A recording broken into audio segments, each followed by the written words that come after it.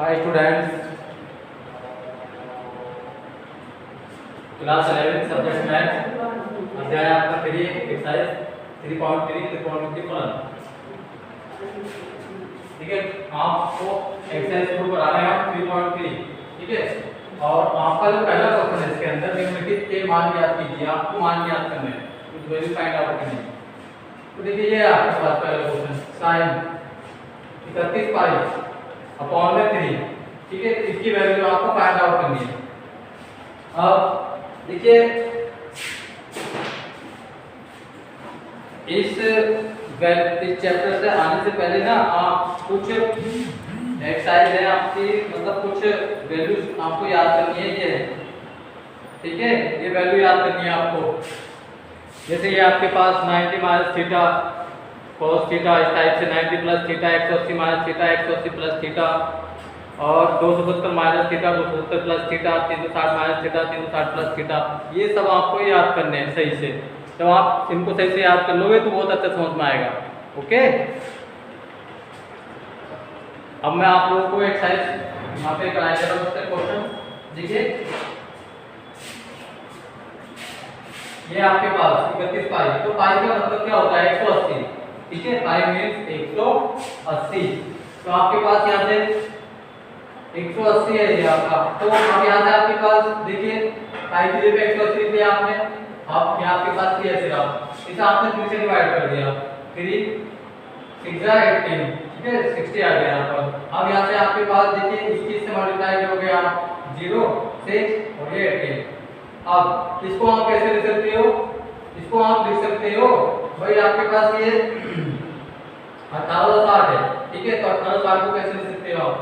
देखो यहाँ से आपके पास इसमें आप थोड़ा सा और ये कर सकते हो sin 1860।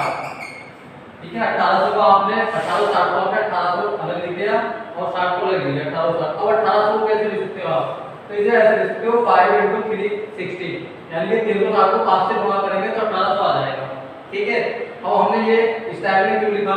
क्योंकि हम हमारे पास जो होता है tan इस प्रकार से 360 प्लस थीटा में आपके पास नाम चेंज नहीं होते हैं।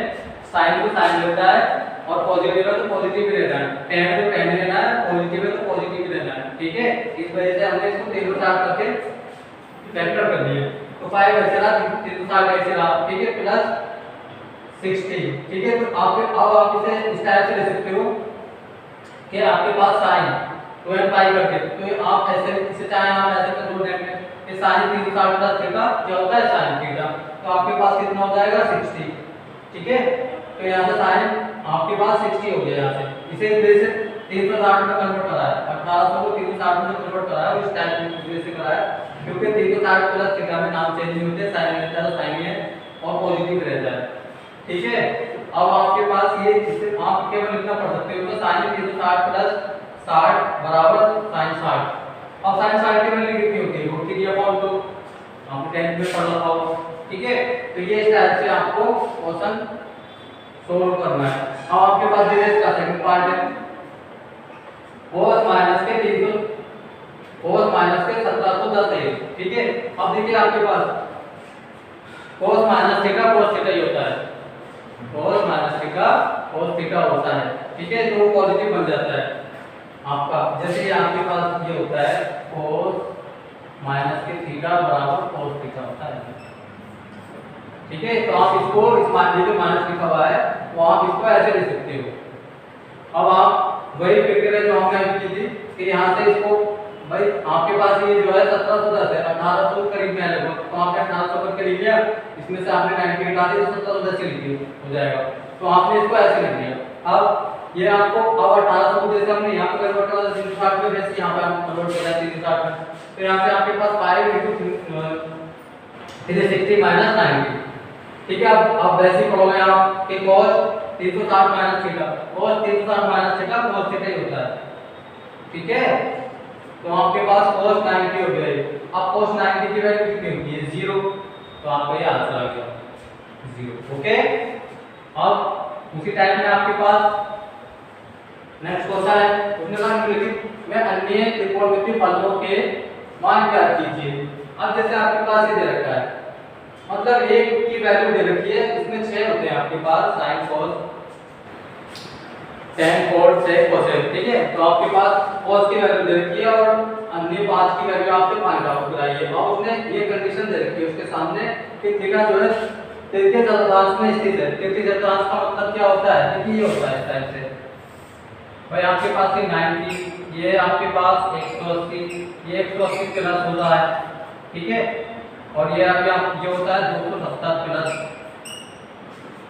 ठीक है। तो इस टाइप से होते हैं। तो आपके पास इसमें ये इस टाइप से जब आपके पास बन जाता है तो प्रथम ये कहलाता है प्रथम, ये द्वितीय, ये तृतीय और ये चतुर्थ, ठीक है। इस टाइप से आपको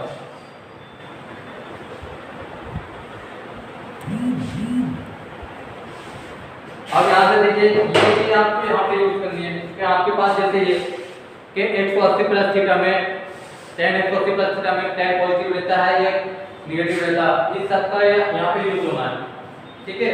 तो आपके पास है तृतीय चतुर्थांश, तृतीय चतुर्थांश का आवश्यक है कि ये जो है तृतीय चतुर्थांश में, तो तृतीय चतुर्थांश में आपके पास 180 प्लस थीटा हो गया, tan 180 plus theta cot 180 plus theta इस टाइप से होती है।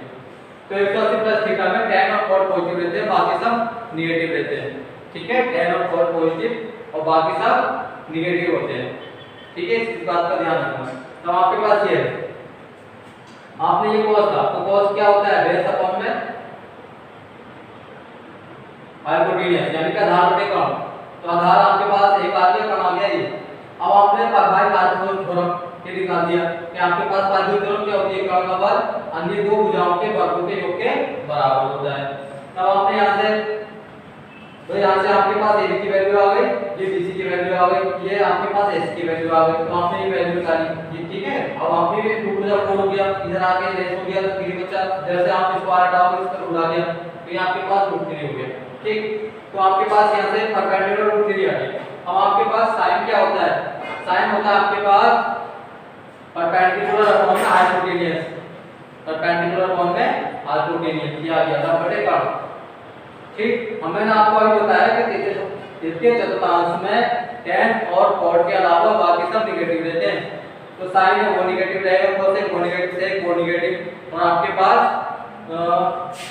cosec और sec ये आपके पास ही सब नेगेटिव रहने हैं और tan और cot पॉजिटिव आपके रहने हैं। अब देखिए यहाँ से तो sin theta is equal to minus के रूट, भाई sin क्या होता है? लंब बटे कर्ण, लंब बटे कर्ण, ये आ गया नेगेटिव है क्योंकि तृतीय चतुर्थांश में स्थित है।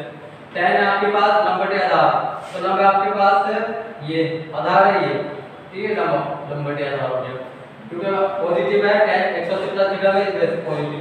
अब आपके पास पॉजिटिव है तो cot क्या होता है? आधार बटे लंब, ठीक है। आधार आ गया, लंब आ गया। फिर आपके पास sec क्या होता है? cos का अपोजिट, ठीक है। तो आपके पास होता है कर्ण बटे आधार, तो कर्ण आ गया ये, आधार आ गया ये, यानी क्या हाइपोटेन्यूज फॉर्मूला पे। फिर आपके पास cosec, cosec क्या होता है? कर्ण बटे लंब, तो कर्ण आ गया आपके पास ये और लंब आ गया ये, ठीक है। तो नेगेटिव रहना है क्योंकि tan और cot के अलावा बाकी सब नेगेटिव रहने हैं तृतीय चतुर्थांश में होने के कारण। आया समझ में? ठीक है, ये आपका कंप्लीट हो चुका है। नेक्स्ट क्वेश्चन आपको नेक्स्ट वीडियो में बताएंगे, ठीक है बच्चों। अब आप यदि बच्चों इस बात का ध्यान करो, और यदि आपको वीडियो पसंद आया है ना तो आप इसको लाइक और सब्सक्राइब कर दिया करो, ठीक है। Thank you.